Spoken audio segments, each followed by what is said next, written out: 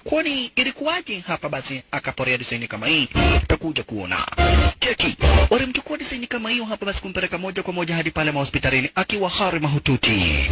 Akiwa hali mahututi. Iliendaje akaenda hospitalini? Aliamua kuja kuweza na kukutana. Wapigane vita deadly zaidi. Jamaa wetu anaweza na kukuingilia. Kwanza ako na hasira. Bas. Wewe. Nilikuonya last time haukuweza kunisikia. Sasa this time around.